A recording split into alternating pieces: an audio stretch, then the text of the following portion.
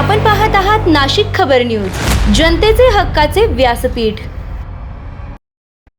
शिवसेना उद्धव बाळासाहेब ठाकरे स्थानीय लोकाधिकार समिती महासंघाच्या वतीने ज्ञानपीठ पुरस्कार विजेते ज्येष्ठ कवी कुसुमाग्रज यांच्या जयंतीनिमित्त साजरा करण्यात येणारा मराठी भाषा गौरव दिवस उत्साहात पार पडला।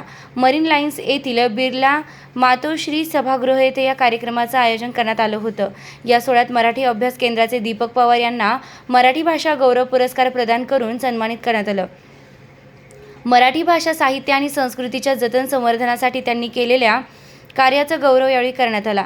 कार्यक्रमात मार्गदर्शन करताना उद्धव ठाकरे यांनी मराठी भाषेचा अभिमान प्रत्येक मराठी माणसानं बाळगला पाहिजे असं ठामपणे सांगितलं। महाराष्ट्रात राहणाऱ्या प्रत्येकानं मराठी भाषेचा सन्मान केला पाहिजे असं ते म्हणाले। शिवसेनेनं मराठी माणसासाठी काय केलं असा संभ्रम पसरवणाऱ्यांवर टीका करत मराठी हक्कांसाठी रस्त्यावर उतरून लढण्याची परंपरा शिवसेनेचीच असल्याचं त्यांनी स्पष्ट केलंय। जोपर्यंत शिवसेना आहे तोपर्यंत मराठी माणूस ताठ मानेनं उभा राहील असा विश्वास त्यांनी व्यक्त केला। यावेळी खासदार संजय राऊत, खासदार अरविंद सावंत, खासदार अनिल देसाई, शिवसेना नेते चंद्रकांत खैरे, आमदार अनिल परब, राजन विचारे, विलास पोतनीस, प्रदीप मायेकर तसेच किशोरी पेडणेकर यांच्यासह खासदार, आमदार, नगरसेवक आणि शिवसैनिक मोठ्या संख्येने उपस्थित होते। कार्यक्रमाला उत्स्फूर्त प्रतिसाद मिळाला। रफी यांच्याकडनं मराठी गाणं जे गाऊन घेतलं ते मराठी गाणं मोहम्मद रफीना उच्चार नीट कळावे म्हणून त्यांनी उर्दूमध्ये लिहून दिलं होतं। काकानं उर्दू सुद्धा अप्रतिम लिहिता वाचता यायची।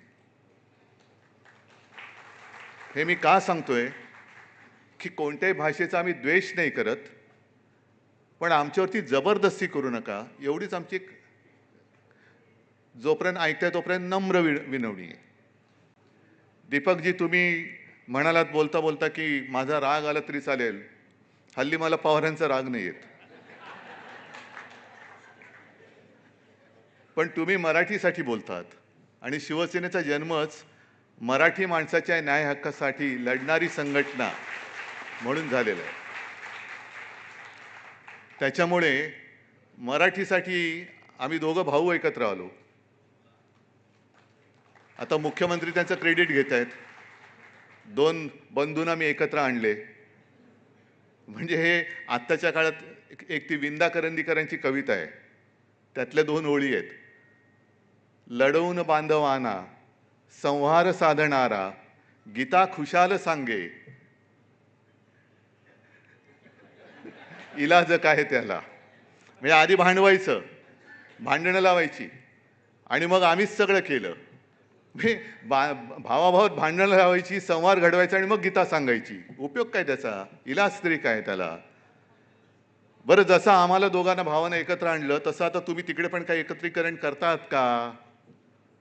ज्या सध्या काही बातम्या चालू आहेत, विलीन होणार, विलीन होणार, विलीन होणार, लोक वाट बघतायत, तर तसं काही विलीनीकरण करतात का?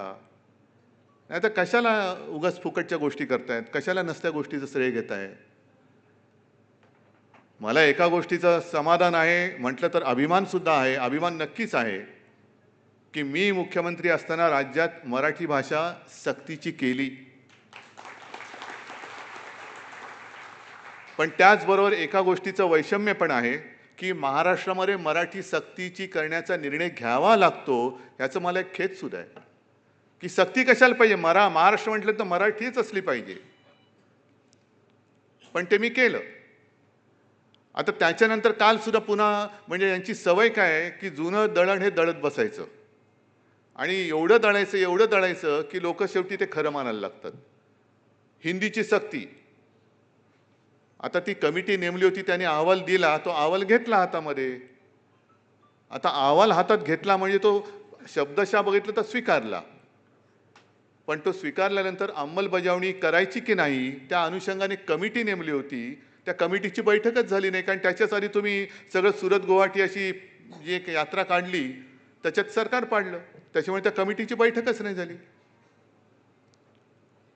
बरं, तो निर्णय जर का आम्ही घेतला म्हणून तुम्ही लादणार होतात, तर मग असे अनेक निर्णय होते, ते का तुम्ही रद्द केले? मराठी भाषा भवन अजूनही उभंच राहत नाहीये। आताही जशी आपण जादूची पेटी पाहिली तशीच आपल्याला नाही म्हटलं तरी महाराष्ट्र आणि बंगाल यांना एक रंगभूमीची पार्श्वभूमी